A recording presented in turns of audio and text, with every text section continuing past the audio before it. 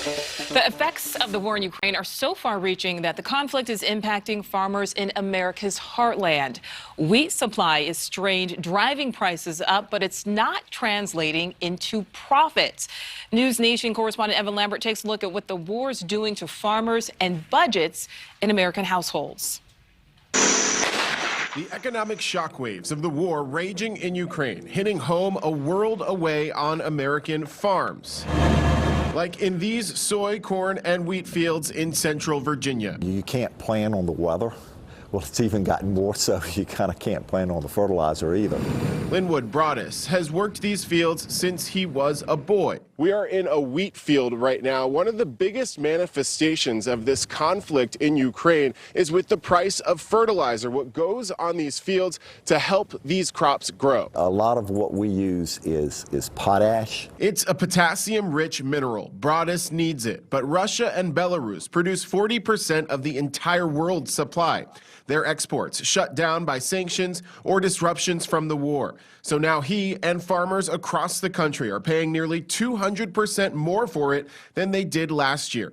A cost likely to be passed on to the American consumer, taking a bite out of family budgets. Broaddus tells us the skyrocketing cost of fertilizer is forcing some farmers to forget it altogether. The problem with that is if you don't put out fertilizer this year and you don't put out next year, sooner or later you're going to have to make that up.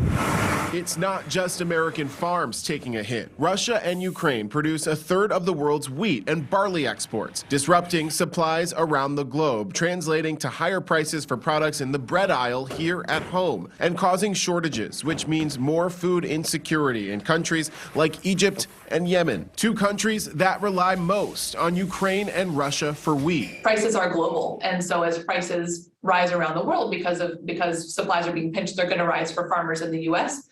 We're seeing a lot of farmers reporting increase in their cost of production, which will translate to consumers, ultimately to consumers. Back on the farm, Broaddus tells NewsNation his main concern about the war remains on the human cost and that the grit of the American farmer will weather this storm. I have confidence with the American farmer as to how they will deal with it. One way or another, we will get through it.